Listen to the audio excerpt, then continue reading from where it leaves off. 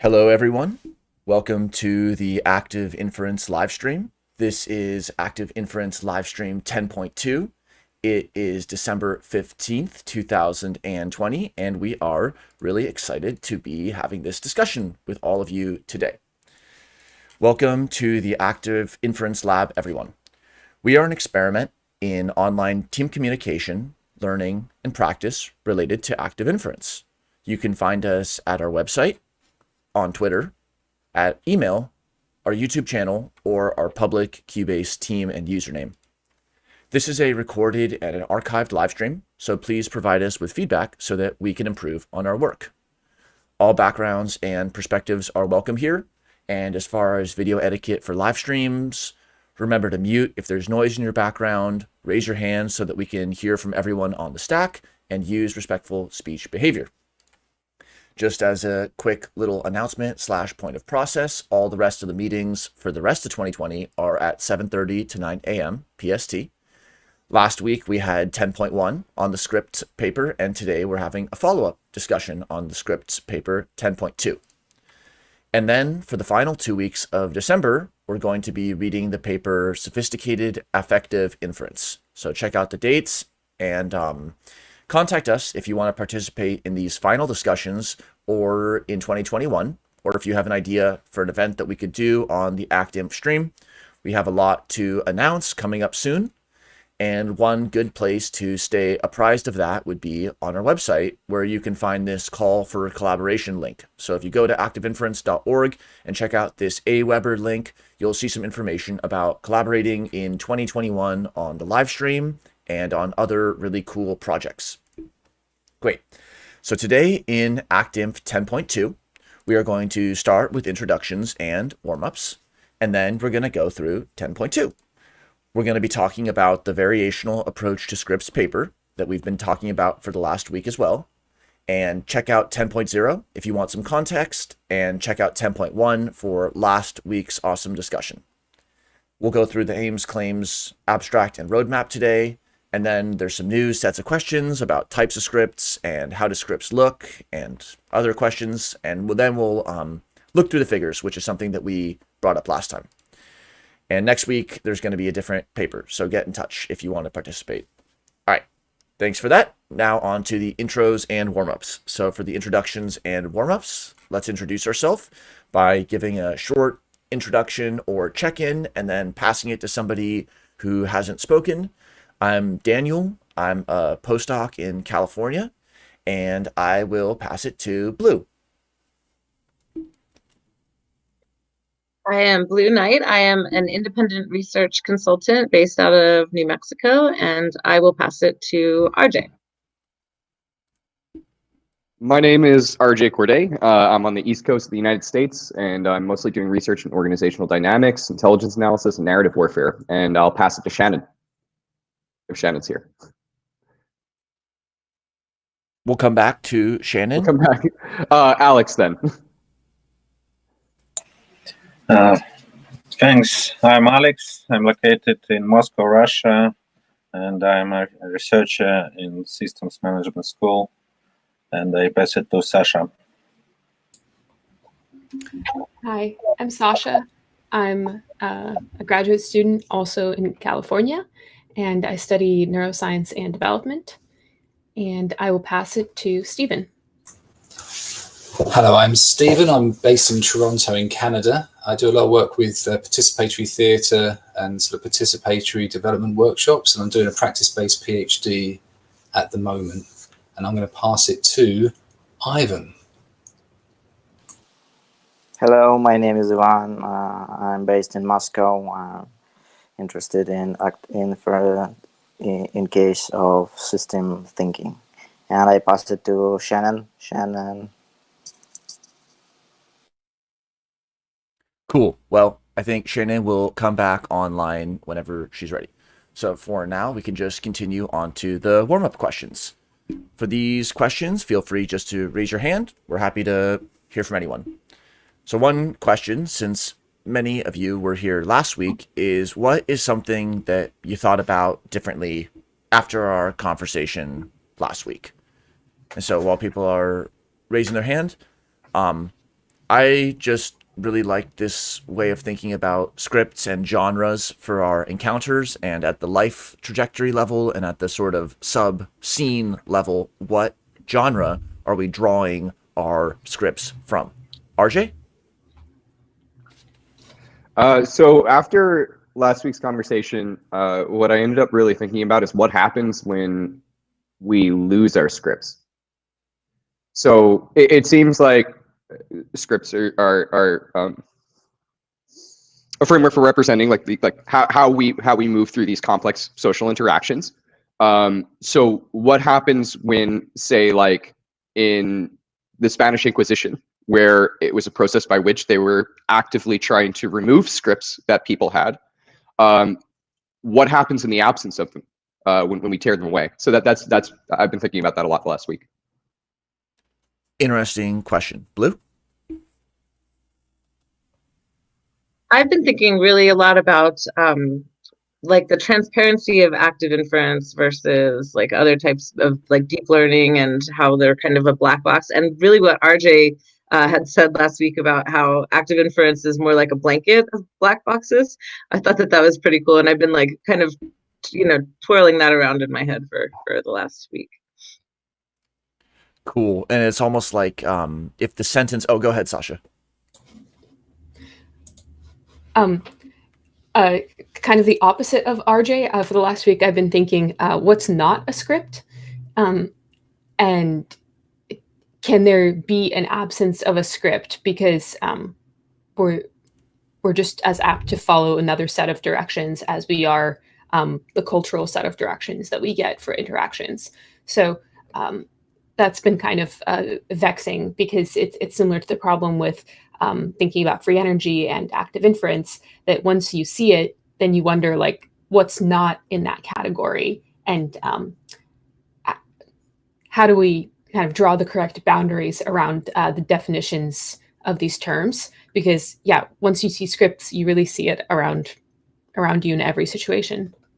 Yeah, to your point there, Sasha, it's like if a first time ever social experience or a very ritualized one, if the scripts concept can include both of those, as well as the internalist and externalist concept, it's kind of like how many grains of sand in a heap? Like, how reproducible or how strong does the pattern of a social encounter have to be before we're going to deem it scripts of a certain kind? Blue?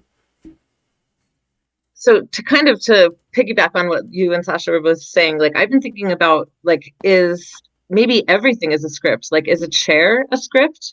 Really? Like, I mean, a chair has like a set role and like a thing we do with it, or it can, take on a new like script. So like, what about all of these like objects in our everyday society? Really, like, once you see a script, like, what is not a script? Like, I have a hard time like, unfolding that. Well, it's like the wood is chairing. The chair is a noun, but it's a process, and it built, and it will eventually not be a chair.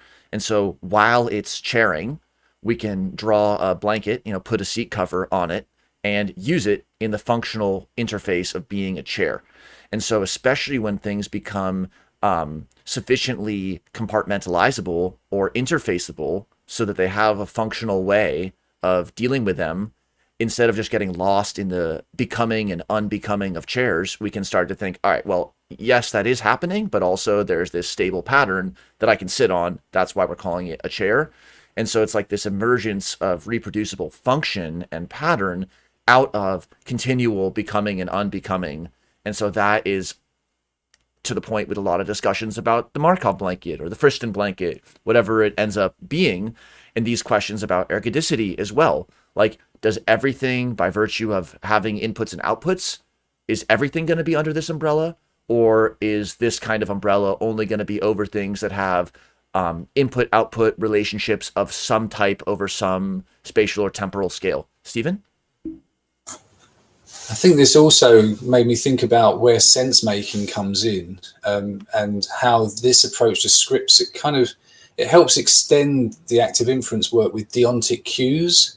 They talk about the traffic lights and a lot of other things in the models, and this starts to extend these sort of top-down cues into narratives and stuff like that. But there's still the more existential kind of participatory sense making and the kind of existential sense making processes, which are maybe they're still open to sort of somehow integrate with this more scripted kind of way of making sense of the world. So I think that's something that I'm interested in where do they start to sort of mesh or override each other in different ways.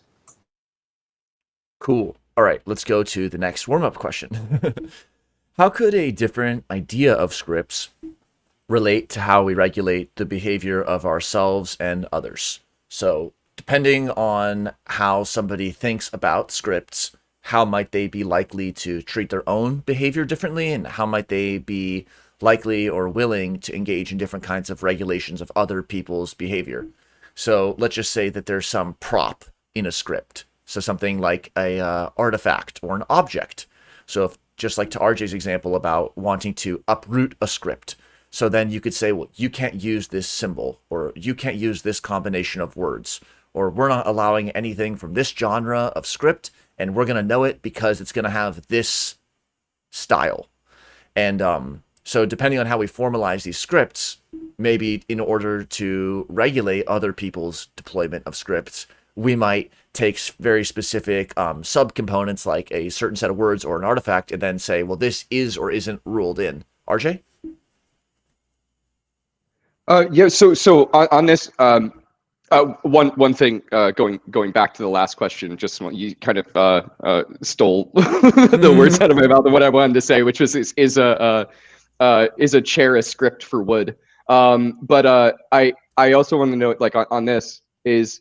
I got to have a conversation yesterday with Eric Sapp from Public Democracy, and a lot of the stuff they've been doing, as I mentioned to you before, Dan, is like using like traditionally what would be used for advertising for like public good. So what they've done in one case was be able to use the same tools that they would use to target advertising to target recent people who have very recently picked up a heroin addiction, looking at their behaviors online, be able to figure out that they've recently picked up this addiction, or that they've very likely had, and then give them on ramps toward treatment at the time when they are most likely able to move toward accepting those types of treatments. They're not very deep into the addiction yet. So I brought up scripts to him, and we talked a little bit about it.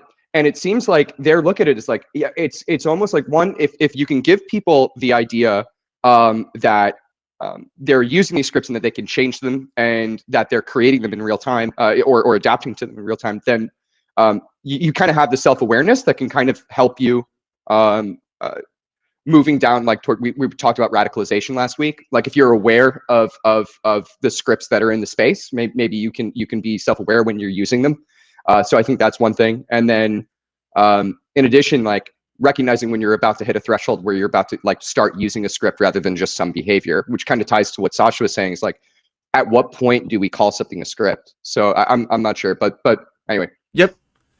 It reminds me of the gateway idea, like gateway drug or gateway website or gateway meme, whatever it is. It's like using that metaphor. It's like, whoa, if you go through the gateway, if you pass through, you're not coming back. It's all downhill from there.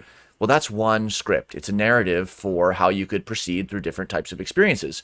But could there be a sort of like visitation metaphor? It's like, hey, you're going to visit this Landia, and then your family's still going to be waiting for you, and they all want you to become safe and come home, for example.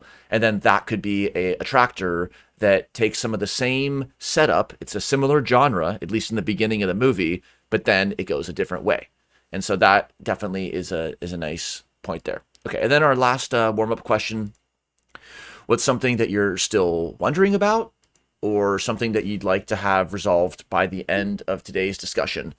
I really like this question also about the what's not a script, or defining what isn't.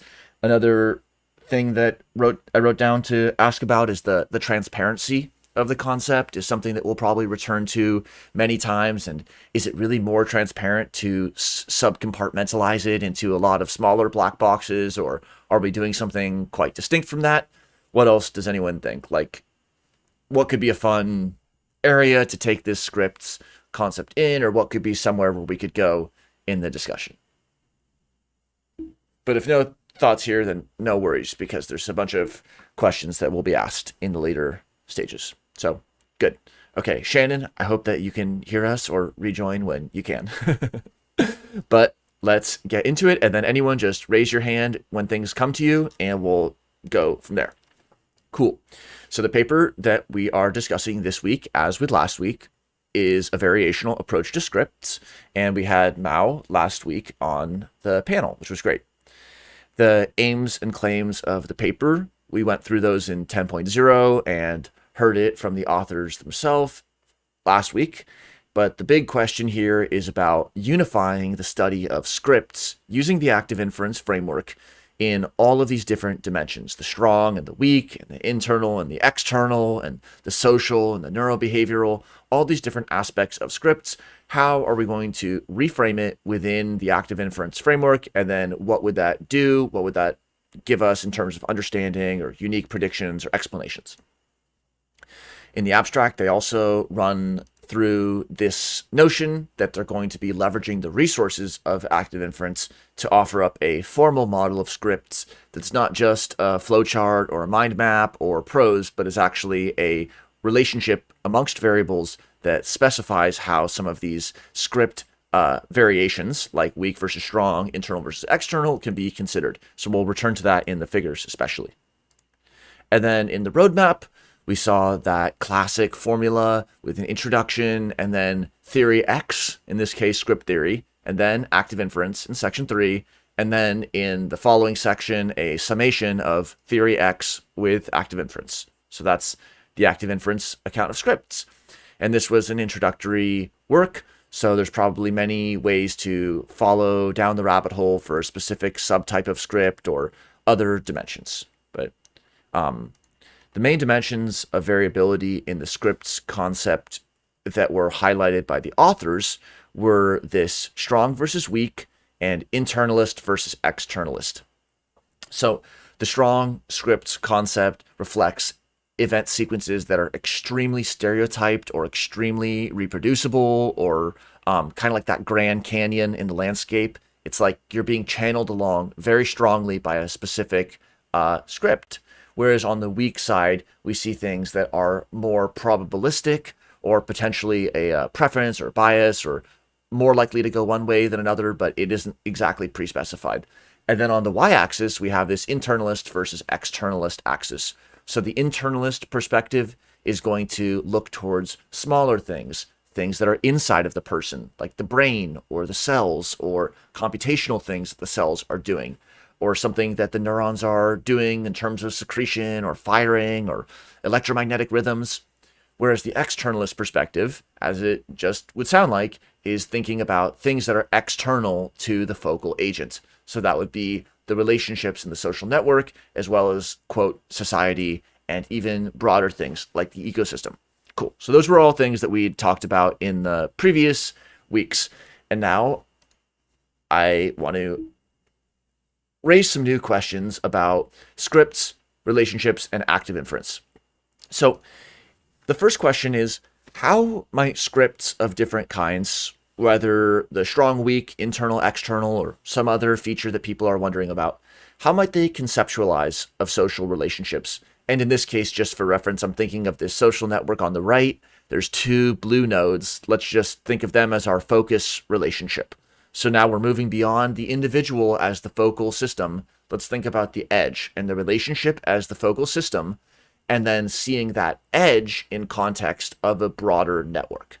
So what might anybody think about how would scripts conceptualize of social relationships? And then I'll just throw up the second question too, which is, how could active inference add depths and tools or context to the social scripts concept?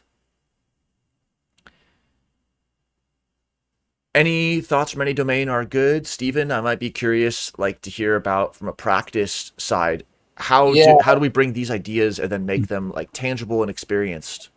Yeah, I mean, I think this is actually where this scale question becomes kind of it becomes a challenge, right? Because as we try to map things out with social networks, so there's a lot of social network or participatory inference mapping is one process which is quite useful for looking at and trying to understand how we relate to each other's stories and experiences in our network.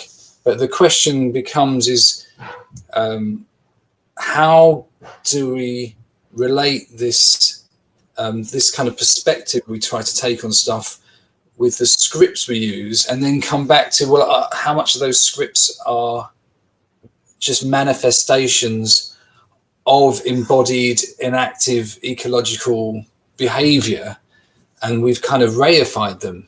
So I suppose it becomes this, it's very much, I think there's a kind of a situated way that we kind of reenact or recapitulate this whole thing depending on the discussion. So, you know, like if you're all sitting around a table, like in that board meeting where people are putting together pictures of a puzzle, they might be working with the scripts of how they should assemble their perspectives. And then you've got someone in a who's performing in a ritual, and it might be much more about how they need to hold themselves as a person. So I think there's something quite interesting that this whole scripts thing raises in terms of the scale question. And I suppose that's partly why, you know, Maxwell sort of ended up working a lot in here as well, because I think it ties back to the question of, well, what scale is the script happening at? And that has a big impact when you try to then talk to people in a practice context, because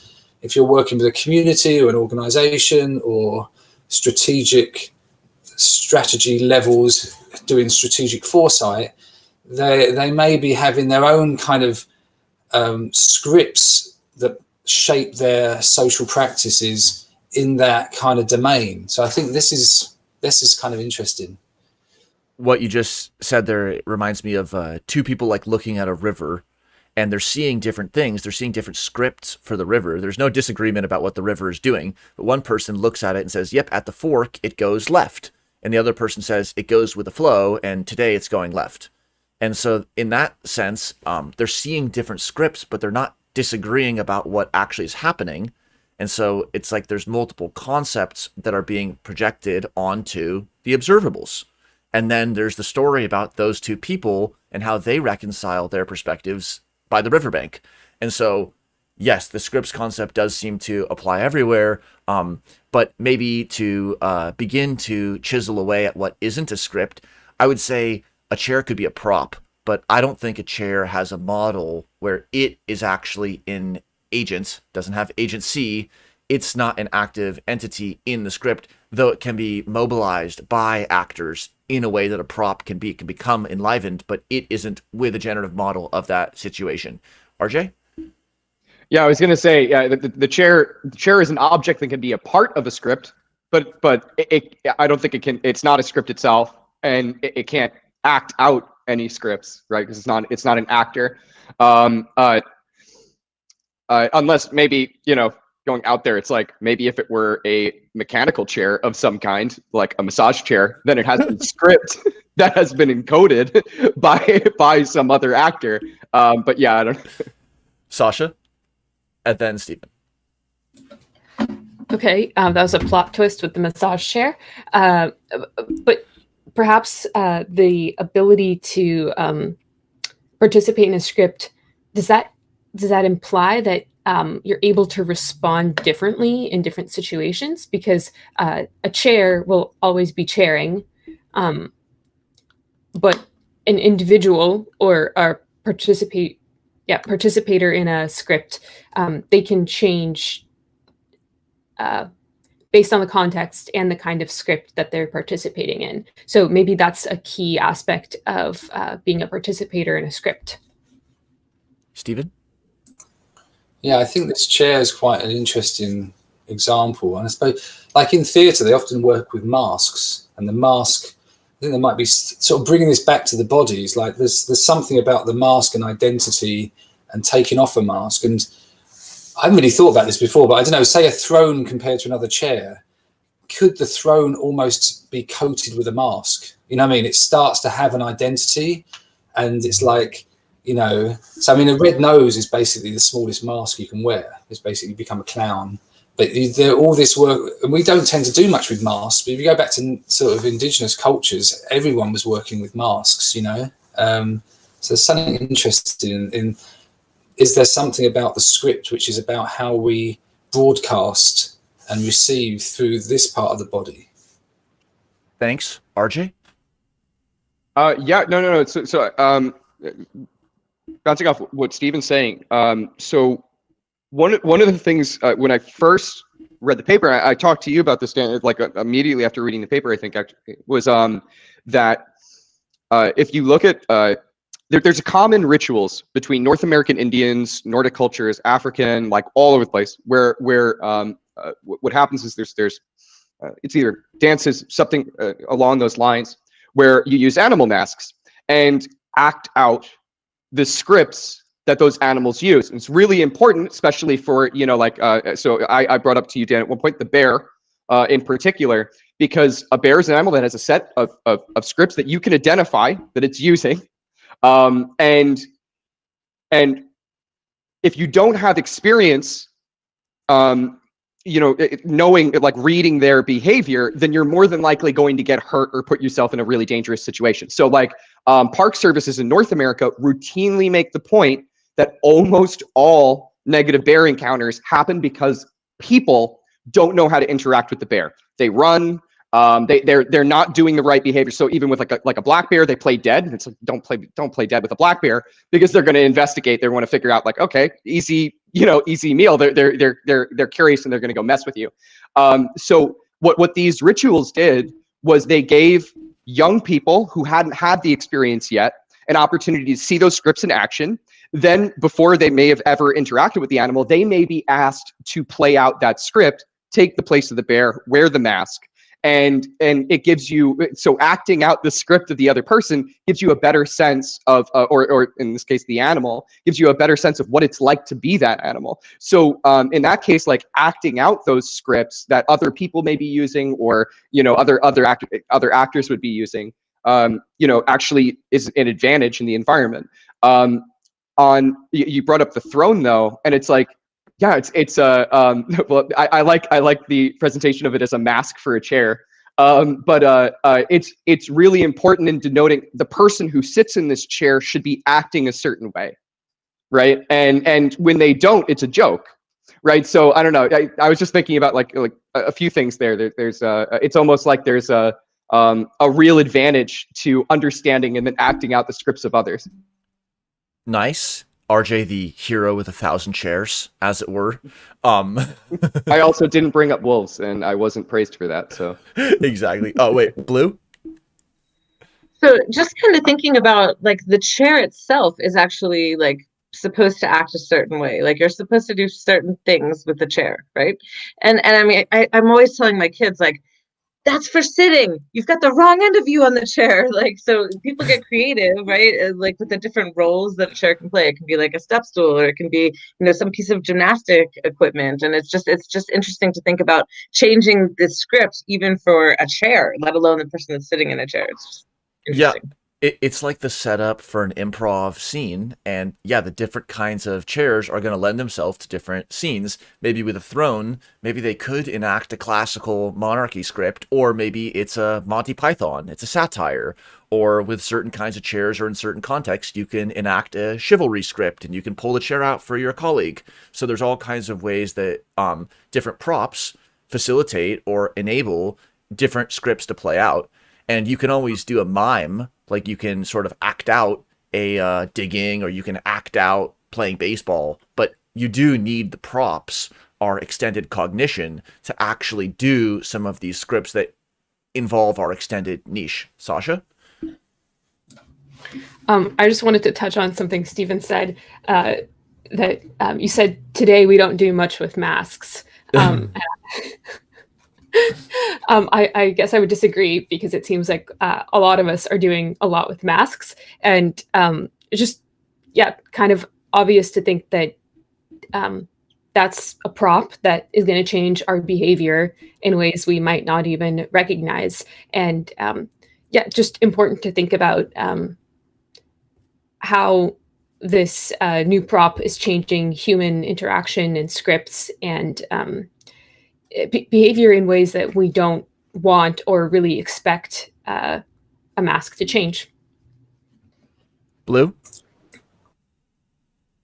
So Sasha didn't come right out and say it, but I'm gonna like maybe point it at what you're saying. Maybe not. Maybe I took it out of context. But I think that we do a lot with masks. Like we are right now using the biggest mask ever. Like people are totally different in like their online persona. Like some people will hide behind a computer screen and act in ways that they would never ever behave in real life, right? So they have this like mask up, they can create this new persona and go forward in the world with that.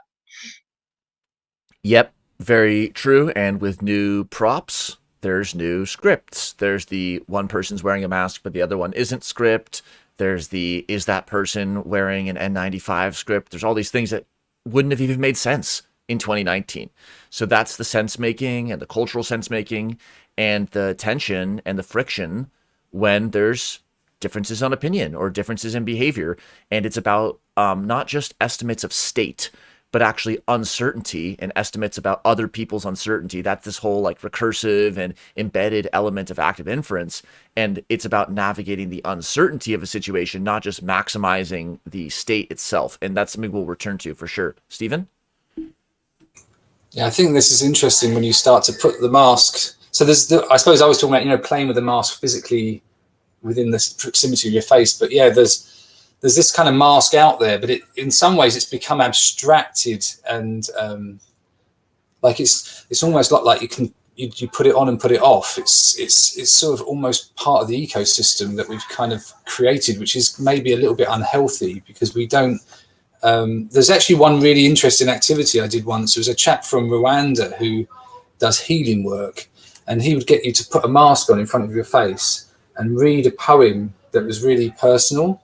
And then you had to lower the mask, but it was like you were lowering the whole of your sort of masking identity, and it left you feeling this incredible rawness, which was really interesting. So I suppose, there is this tendency now that, and I think even maybe more since the 1980s, if I look back at videos of people in the 80s on TV and that, they're often a lot more nervous in front of the camera. Now people are used to putting up some sort of smiley face type of thing and presenting. And I think there's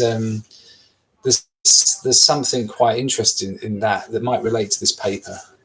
Yeah, I've been thinking about that too, like with the selfie, new affordance of being able to, at an arm's length, look back, not just with a disposable camera and snap the pic and have the perspectival imagination of being at your arm's end, but actually seeing it in real time, and then video chatting or live streaming where you can see your own face during an interaction. So it's like you're seeing the mask in real time. And then that's sort of like, I think it's a Campbell quote, or it could be someone else, but like, if you think that you're rejecting the mask that society gives you, you're just wearing the mask of rejection. Everybody can see that. It's not exactly the quote, but basically it's like, you can't not play the mask game. There has to be an epithelium. There has to be a facade. There has to be an interface. And so we're talking about designing that interface, because somebody who goes around saying, no, this is me, I have no mask, this is just what I am. It's like, right, but there still is an external layer that's being presented, right? And if someone says, no, I'm all me, there's no external level, it's like, whoa, big if true, of course, but then it's not a helpful viewpoint for the world, because we do need to interface. We need to send emotions reliably and receive emotions reliably. And so, lot there. Let's continue with some of these fun questions. So the third question is, how do the network relationships, the red nodes, influence potentially indirectly the focal edges in the network, blue? And then the fourth question would be like a little bit more of a wild card. What could be a fun or interesting social experiment related to active inference, whether it's something that we do, like a little experiment or just daily routine tweak, or whether this is something that could be carried out with a larger scale laboratory online or in a social setting. So either of these questions people could raise their hand on. I would start with that third one and highlight that edge, it's a relation, but it's like an atom. In the world of relational thinking, the edge is like the atom. And so now we're in this network of edges, which is what makes it kind of a tapestry and a social fabric.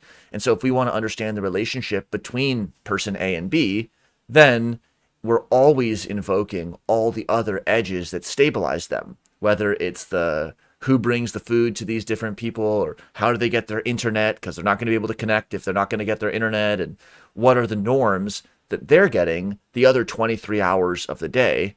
And that's what shapes, and in some ways can even define, the focal relationship is, again, the other 95% of the person's life or day that they're not in that relationship during. RJ? All right, so I'm just turning hand off. There we go. So on the last question, I think I have something I've been thinking about that may relate to the prior one on network relationships. My dog Achilles, he usually wakes me up in the morning. For like the last year or so, we go on a walk at like 5 a.m. And he is usually raring, ready to go on that walk. So I never really had to worry about an alarm clock. He always, he would always paw me awake. And if I there's no snooze button on a dog. It is, he's there until I wake up. But recently after Thanksgiving, so I have Achilles and my parents have his brother, Socrates, and Socrates has been staying with us. So now Socrates plays with him during the day, wears him the hell out. And ever since Thanksgiving, he doesn't wake up in the morning anymore. He doesn't want to wake up. He wants to sleep in. So he had a script that was present in the morning that he now no longer has. And this has led to me oversleeping almost every day because I don't have any script for interacting with an alarm clock in the morning anymore. I think that going right back to the beginning of what is not a script and where's the transparency on on being able to look at what these things actually look like. I think our wake up scripts are probably some of the most transparent because they're the most consistent. And they're the most, there's not a lot of outside interaction with those scripts. It's very much like at the moment when you're waking up, becoming conscious in the world. So there's not a lot of priors of them, maybe your dreams, etc. I think it would be kind of a fun experiment to have people try to identify what it is their morning script actually is. Identify where their first network relationship is in that script, right? Because maybe I know some people who wake up and immediately go on their phone, then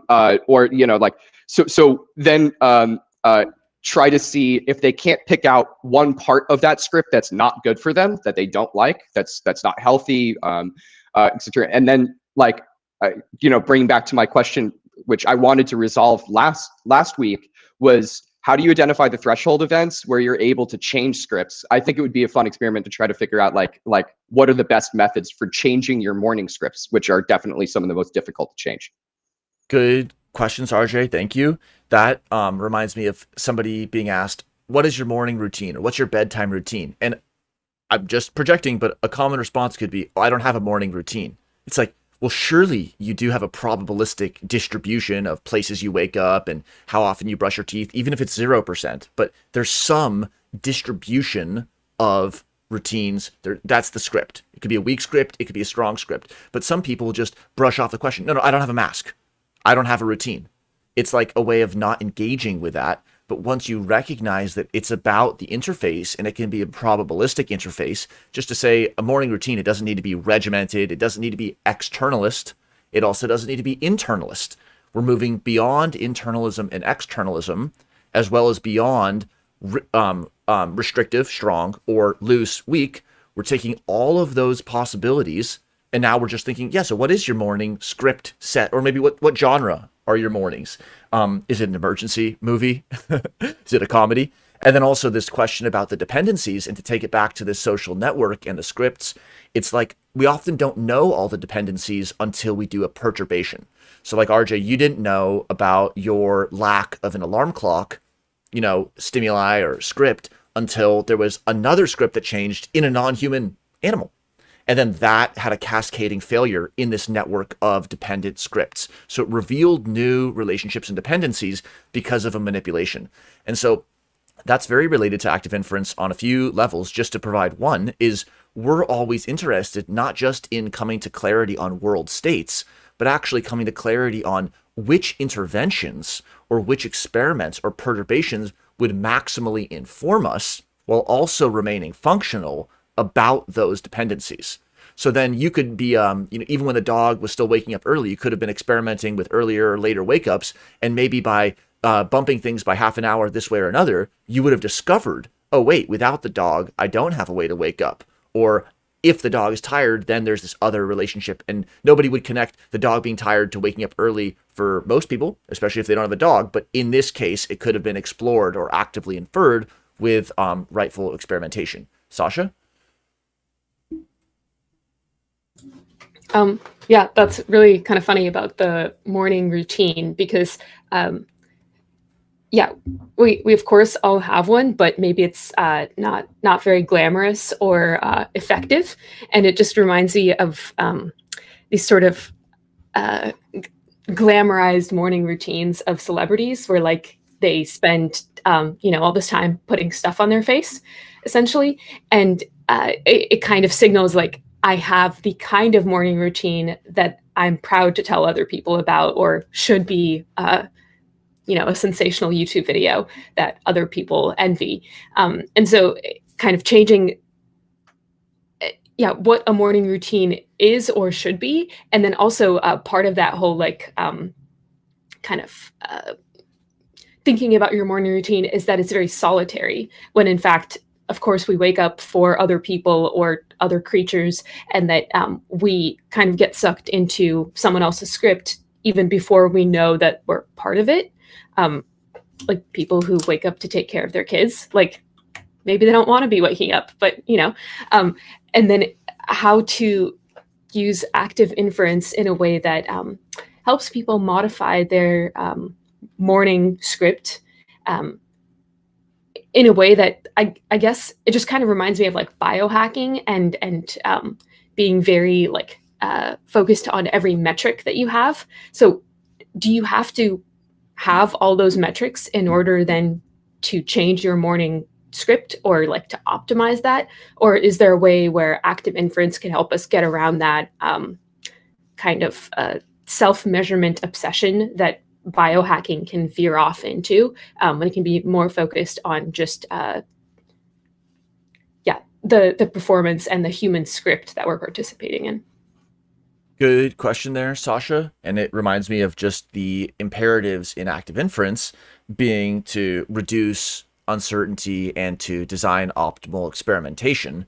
And so instead of in this reward framework, thinking we're going to have the most rewarding morning thing, it's going to set you up for the most productive day, or it's going to feel the best. It's all about optimization, most. And here we're actually saying, yeah, maybe we'll get there. That'd be great. But just where we are, how could we reduce our uncertainty? Like maybe every morning you wake up and you're not sure whether you're going to take mechanism A of commute or B. So how could we start by reducing uncertainty and decreasing anxiety about the coming day, increasing clarity, and then asking not what is the optimal state, but what's the optimal experiment and policy that's within our scope of affordances, not like waking up and instantly going to the strange attractor of thinking that something could be a different way. We can focus on our policies. And then this beyond internalism and externalism, it's just so critical, because it's sort of the false dialectic of like worrying about oneself only and then disregarding systemic issues, versus getting extremely obsessed with systemic issues and then losing the sight over the affordances that we do have. And in the middle is the compromised language, but we're going to not just be in the middle, we're going to be all over the map. And we're going to be able to dive into the internalist thinking when we need it. We're going to be diving into the externalist thinking when we need it. But we're always going to be able to return to the fullness of the niche and what's possible, and getting other people's perspectives on the issue. So that's, I think, a marked difference in active inference. Let's go on to the next slide. So this one's just kind of a little fun single question. I was just wondering, what does a script look like? And so the movie script, this is the Lethal Weapon 4 autographed edition script, one of a kind. That's a movie script. So the words are syntactically encoded, and maybe the semantics are suggested, or it gives stage directions like a dramatic script. And then in the middle is this like peer pressure script. Like, what's the script that keeps people driving on the right side of the road in America and on the left side of the road in the UK? That is something that's enforced by semiotic cues like signs and counterfactuals. Like, if I were to drive on the other side of the road, I would be in the felony script or something like that. But how does peer pressure play out, and how do we visualize it? And then just a big unknown is, what do these active inference scripts look like? How would we communicate the scripts? And so instead of using a movie dialogue to convey some of these probabilistic things, or the peer pressure narrative to talk about some of these things, is there another visualization or representation? Just, I'm not sure. If anyone has thoughts, yeah, RJ, or and then anyone else, go ahead. Well, I think I don't know if I'm pretty sure the graphic was in the slides last time. Was like kind of just a 2D representation of the axes of like strong script to weak script and internalist versus externalist. And the paper itself like tried to show that it's like, look, these are just these don't have to be divergent views. They're just different perspective. Yeah, that's it. Yep. And I feel like the actor's script is just it's a continuum. It's a very strong externalist script. You're either performing the script exactly, or it's not being performed. It's not happening. Then you have like, I brought up Always Sunny last time. It's like, it's a show that allows for a lot more improvisation. So the scripts they use, while strong and externalist, aren't as strong as, say, Lethal Weapon, right? But then peer pressure is something that's far more internalist. So your interpretation of what you think the script is, and maybe talking with people about what you think the script is, and trying to work that out. And it's a weak script, where it's like, you can even see there that like in the picture that it's like, not everybody is acting out the same exact script, and like like not the same exact movements. Whereas you look at something like opposite end of the political representation may be represented as like or I'm trying to think like historically during the Third Reich, it's like these were mixes of internalist scripts of what you think you're supposed to be acting out, but then there's also these strong scripts involved where it's like you are supposed to make exactly these motions, etc. Great points there. And yes, the peer pressure, I put it up there partially because it so directly calls us to move beyond internalism and externalism. I mean, what could be more external than other people? Yet at the same time, what could be more internal psychologically or neurophysiologically than your interpretation of peer pressure? And then on the strong versus weak, just like you brought up, what could be weaker than an invisible and lightly guiding force in some cases? Like, hey, peer pressure is like, you should wear shoes that have tied laces, but no one's going to like freak out.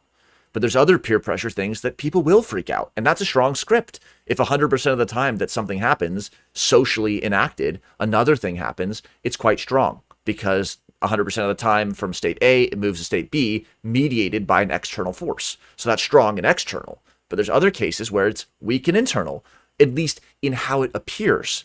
And again, the goal of active inference isn't to be like, yep, we judge strong versus weak, and it's strong.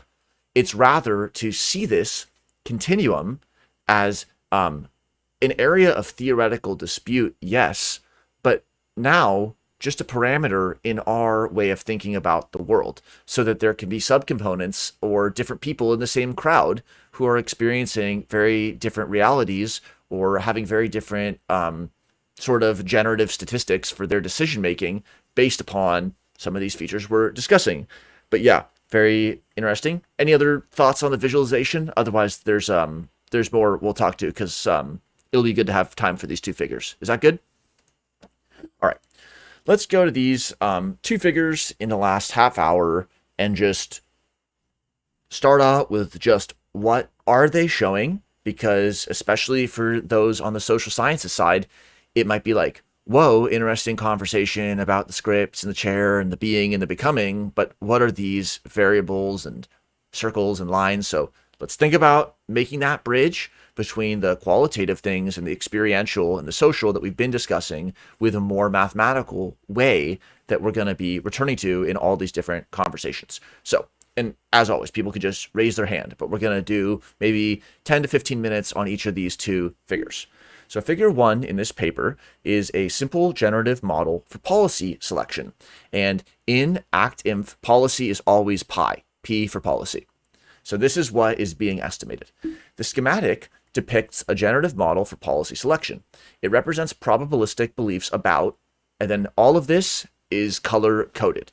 So the first thing is A.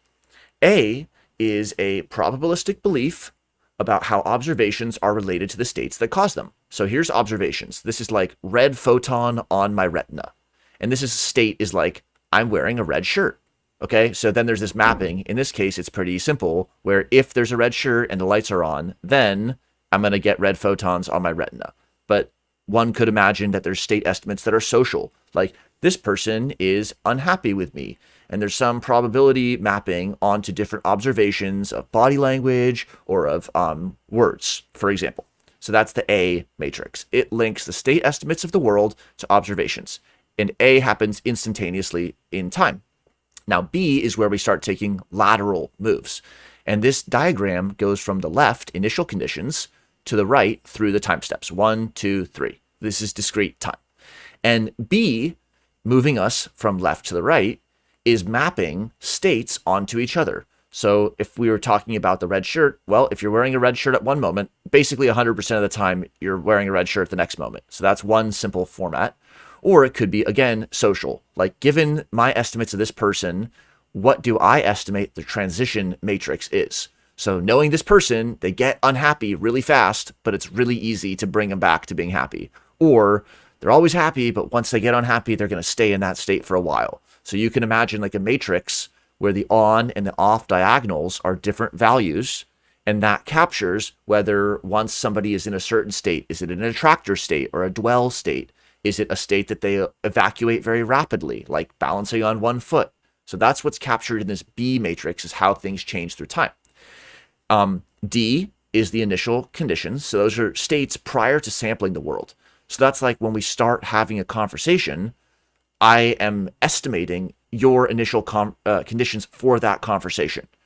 It's not that I know nothing about you. I'm bringing in my estimate of before the conversation, before I started sampling in this epoch, where were you at? And then in the top, we have G, which includes C, which is the preferences and the outcome matrices. And so G, that's definitely unpacking equations for another day, for 11, as well as for other discussions. But let's just clarify this upper half. G bears on the selection of policy. That's why in active inference, we're so obsessed with free energy and how it relates to control theory, cybernetics, policy selection, because all of the coolness of free energy is that it's a different way of thinking about how policy selection occurs. So that's why G has an arrow pointing down to pi. Now, pi is influencing only B's. So this is what's pretty interesting, is what is being estimated by the agent is like this whole graph, okay? But the connections within the model that are relevant are not from policy to state. So it's not saying how will states be different as a function of me with this investing strategy, or of me with this social strategy, or me with this navigation strategy. How will the states be different? Actually, it's policy to state transition matrices. So this is like saying, if I undertake a policy where I exercise every day, then I believe that the state transition matrix from being unhealthy to being healthy will be modified. Not that I will move from unhealthy to healthy. That's the state estimator. That'd be policy to state. And it does result in the same conclusion functionally, but it's actually very, very different from a mathematical and from a programmatic standpoint to say that the policy estimate bears on how states transition into each other, not just at the first level of what the states will be. So again, I can do policy 1, 2, 3, 4, 5. And instead of saying, well, if I do policy 1, then I would estimate that this state is most likely. And if I do policy 2, this state is most likely. That's the old way of thinking. The B matrix way of thinking is under policy 1, the world is apt to change in this way. Under policy 2, the world is apt to change in this way. And then that is related back to affordances and preferences in the C matrix, as well as other components of G that include for like the curiosity and the maintenance of rewarding states and all these other features. So what this graph is showing, again, just to sort of close out this little section, is we're unpacking this idea of policy selection. So just like if we were picking out how to drive from point A to point B, we're unpacking this policy selection with an eye towards social interactions. So where the state estimates are like whether the person is happy or unhappy with me, what are the observations I'm going to see, and how do those get mapped to each other? What is their state through time, or my state through time? And then how does that change? What were the initial conditions that set up the first observation we got? And then, as a function of a lot of cool stuff, the sort of bulk of the iceberg in G, how can policy be selected to shape the way that states transition to each other in a way that's most aligned with how I want the world to be? And then agents that succeed and that succeed, and those that don't. So I hope that that sort of conveyed some of the attributes of this graph. Any thoughts or questions, or what's another context where this graph could be sort of lifted up and placed down upon? Yeah, so while people are thinking and raising their hand, again, I would just try to give one more bridge to the onboarding to active inference side, because for those who are familiar with the formalism, this is not even the full formalism. They've probably already seen more expanded versions. But for those for whom this type of diagram is relatively novel in a social sciences setting, just always keep in mind that no matter how many letters, how many edges, superscript, subscript, Greek letters, Cyrillic letters, whatever there is, we're trying to just be specific about what we're talking about and find a generalization or a structure that allows us to map structurally analogies from different social settings. So this could be so many different systems will fit under this type of model, as well as, and importantly, that strong versus weak, internal versus external idea that we were talking about earlier. So we can have the initial conditions be me going outside with no shoes, and here's somebody else estimating things about me, or me estimating things about other people, or this could be the initial conditions of Hamlet in a given production, or this could be the initial conditions of 2020. And so how in all of those different areas that qualitatively we were talking about how scripts could be used, how are we going to find a sort of scaffold that all these other situations will be able to kind of hang on in a way that respects the specifics about their situation, as well as might even provide us with new knowledge.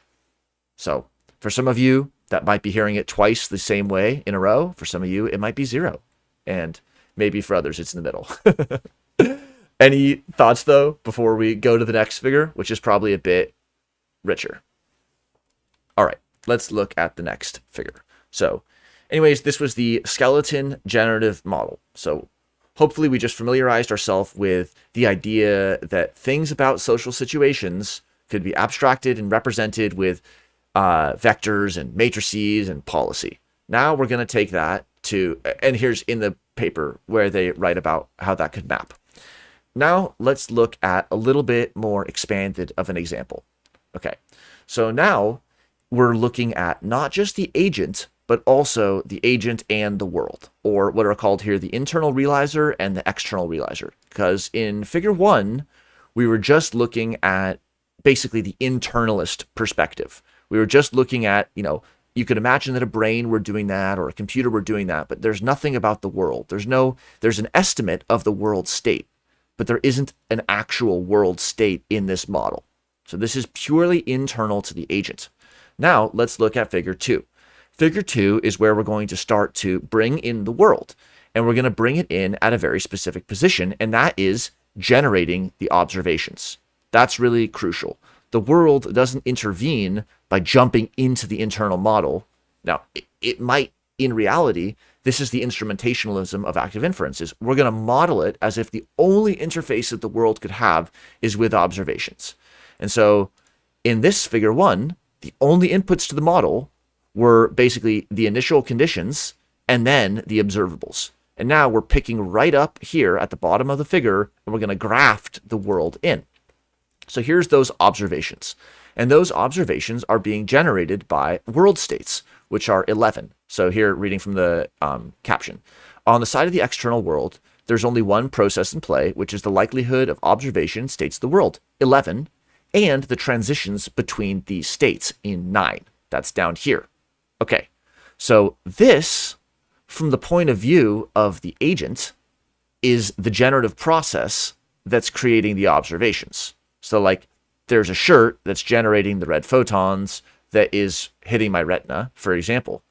But here's what's really interesting is this model of hidden state, mapping, observation, transition matrix, change in state, emittance matrix, observation again, that is what we just saw in figure 1. Flipped 180 degrees. State estimate and transition matrix and then leading to observations. That is this deep and fundamental symmetry that has been explored by Axel Constant and Jelle, Brunenberg, and others. It's this idea that we're going to do this mathematical phrasing where like we know which side we're on. We know which side is the internal side and which side is enclosed by the epithelium. But mathematically, look at 7, 5, 8, 5, 7, and similarly 11, 10, 9, 10, 11. Here, you just have observation in the middle. It's on the interface. That's like the retina being hit by the photon. And then there's a mapping on the internal side from the agent through some type of likelihood matrix to the observations. So the agent is like reading. It's trying to say, what is the hidden state 5 given observation? So what is the best 7 to estimate 5 given the observation? And then what is 8? What's the transition matrix from 5 to 5? And then similarly for the next time step. And then on the other side, it's the exact same, except the key difference is that in the case of the internal agent, we have 6. And so in 6, we have policy. Here it's a flirting policy. But in the world, there are things that change state to state in the world, but we don't have policy control. We don't have agency over those states. And so then, in order to select policy, we have that G. And that's kind of where we see the similarity to figure 1. So it's just a very interesting formulation. I'm sure each person's going to see their own thing in it. And let's have some conversation or questions about what's unclear here. But we're setting up the world and the agent, the heuristic description of the generative model of the niche and of the agent. We're setting them up in this intertwined and inextricable, but also deeply symmetrical way, where if it was an agent who's like an organism and the niche is the forest, so the forest doesn't enact any strategy. It has a certain layout of acorns, but that's not a strategy. That's like a chair for the squirrel. And then the squirrel is the active inferring agent that's going to be doing things in this forest. So we can capture that here. But also, if it was squirrel versus squirrel combat, and each squirrel was going to be having a generative model of the other squirrel having a generative model of it, these are higher order theory of mind, recursive theory of mind. It would be embedded in recursive because it'd be like about other active inference agents in the world. And it could be deep. It could be temporally deep.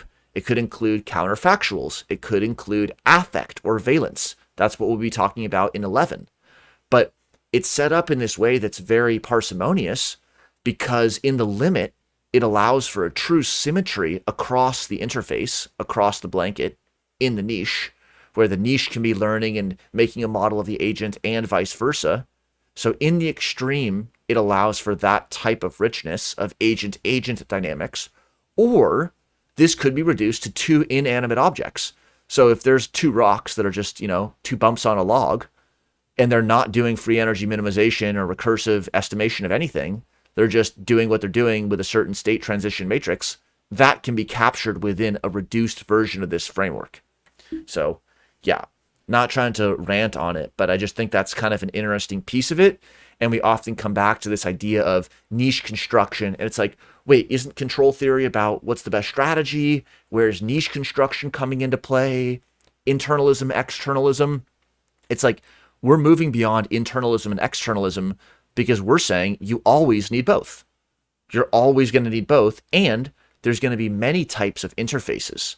One important interface is 7 and the observations, which is like the sensory states, the sensory capacities of the organism, the Umwelt, and the actual observations themselves. That's like the handshake or the API call that actually crosses the interface. Those are critical, but almost by definition, because if there's something that doesn't cross the interface on the inbound side, like a sense data that doesn't hit a neuron, or on the outbound side, like an action that doesn't act, if it doesn't cross the interface and make the connection, it's almost like it didn't happen. And so we define the interface in terms of the connections that do happen. And then we can always be sure to be talking about relevant features of the world, and always in a way that moves beyond simple conceptions of internalist versus externalist. We'll have the ability to find situations where the internal features, given a certain blanket of analysis, dominate the dynamics of the system, or where given the inclusion of certain parameters or in a certain timescale of analysis, the external features dominate it. But no one can say that's really a win for externalism or a win for internalism. It's just a description of a situation. So I think it's an example about how we move beyond some of these theoretical and literature grounded abstractions with a more abstract and general framework that actually lets us be more specific in the projects. So we kind of escape this uncanny valley of whose team is better, internalism or externalism. We're going to escape that valley by taking one step towards abstraction, by like, whoa, what if we thought about the agent in the world as acting across an interface in the most general possible way? But it turns out that by framing it as an interface, we're going to be able to be very, very specific about the narratives of radicalization or the kinds of cues that are exchanged in a flirting relationship. Whereas if you're in the debate of internalism, externalism, you could have whole academic conferences on narratives of radicalization or behaviors of flirting, and potentially the people would leave that meeting still feeling like their side had won, so there wouldn't be a true conceptual synthesis. So again, a little bit, another spiral away, another tangent, but that's why these kinds of formalizations and specifically graphical and computable ways of thinking about them can bring clarity to some of these long-standing qualitative questions and also necessitate the collaboration of basically quantitative and qualitative expertises. RJ?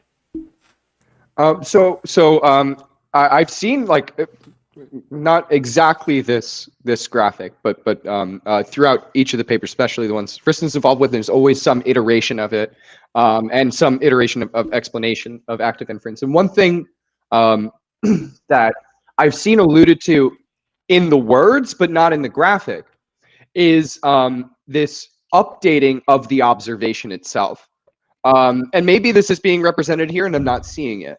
But what I found is like, and I'll get to why this is fairly important to me in a second. But it seems like, well, in any process of sense making, we have this induction, and at the state of induction, you're actually like, before you're getting to trying to parse meaning, you're trying to like check whether or not what you've observed is even the correct observation. So it's the double take. And this is one of the reasons in intelligence analysis that like collection is separated from your all other elements of the production cycle, because what they're trying to do is they're trying to make sure that there's not this like constant seduction of going back and checking again. They're trying to make it so that there's a pipeline. So when something comes in, it's going up the pipe. It's not your job to look any further into whether or not what you saw meant something or whether or not it was correct, or it's just report what you saw, push it through. And now it's not your problem anymore. It's up somebody else's problem, right? So like now at the scale of the individual though, we're constantly double checking ourselves whether or not we saw what we thought we saw. So like if I'm reading a paper and I find something cited and I kind of know where that's coming from. So this happened when we were a few people on this call. We were working together on a paper for active inference and behavioral engineering, and I was looking into esprit de corps. And while I was doing that, there was a big problem because there were so many different interpretations of what esprit de corps meant.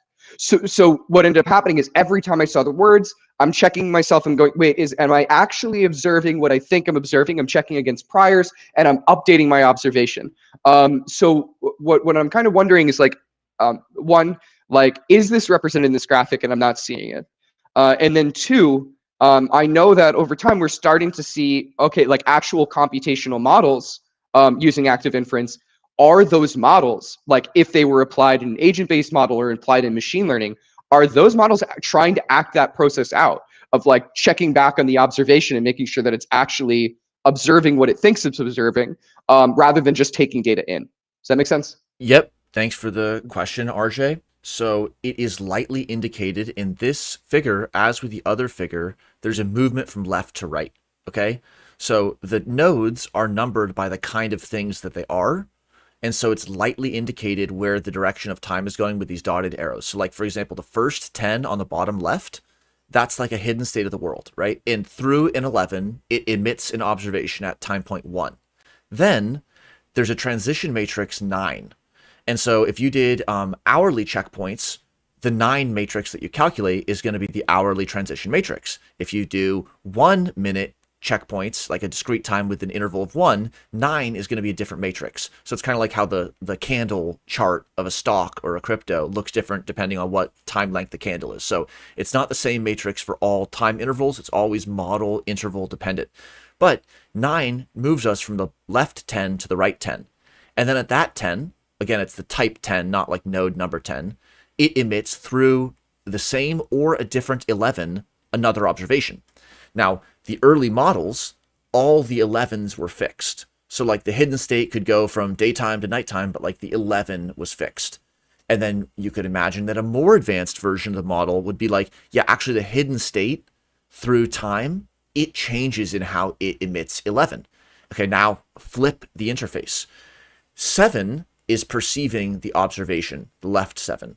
And then it's doing estimation of the hidden state S. So that, or 5, it just looks like an S, and it is S in the models. So it's kind of like at each time point, we have this like 10 hidden state of the world emits through 11 in observation. That's on the interface. That's that holographic boundary that Chris Fields is going to help us understand. Then on the organism side, the internalist side, 7 does a state estimate 5. Then we move through time. The organism updates its estimate through time with 8. And the world updates its actual state with 9, its hidden state. And then there's another time point, another stack of that.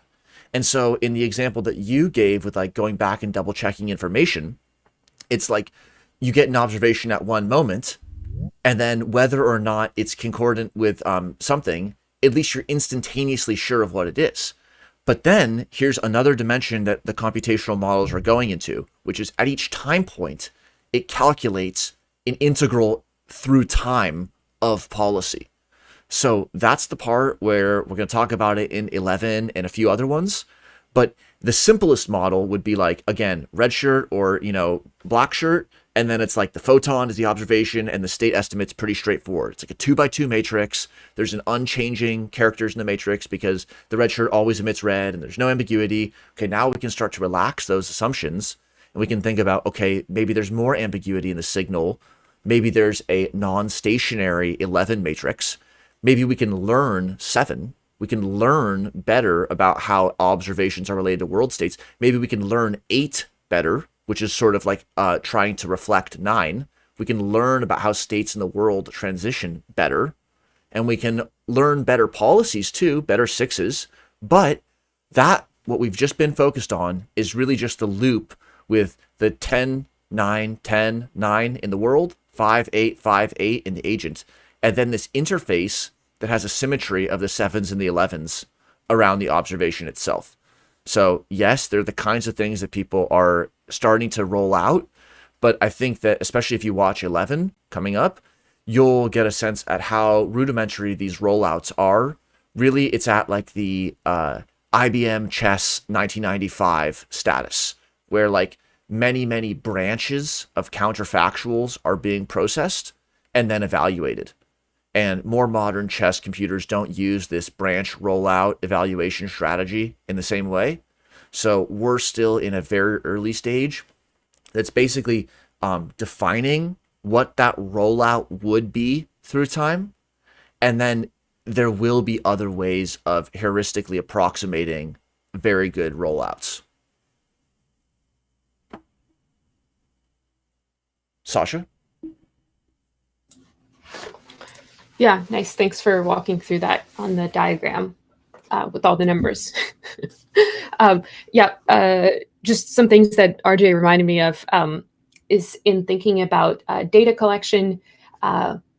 It would be great if we could separate the data collection from the data interpretation and acting on it. And, in formalized kind of scientific approaches, we can do that. Like, I'm just thinking about my own work when I do microscopy and I'm looking at some cells under a microscope, and I might have like an emotional reaction to how they look, which is like, they look really good and I want to analyze them, or something went terribly wrong and they look like not even cells at this point. So I think part of going through this process is being able to separate the individual steps. So I have to actively prevent myself from kind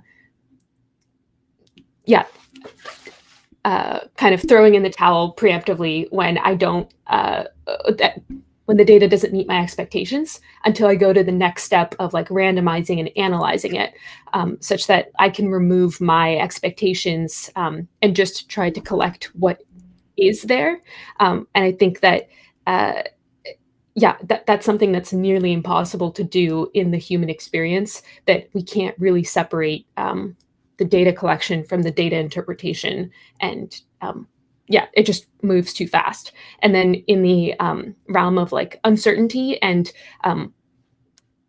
what does this word mean in different contexts, as RJ was saying, that is the kind of thing that in teaching, like we try to think, if you don't know every single word in what we're learning today, it's going to be really hard to build on any next level concepts. So, and students will often say like, well, I don't really know this word, so I don't know. But the first thing to do is to like just look up what the word means, so that you can move past that uncertainty and move on to the next layers of things.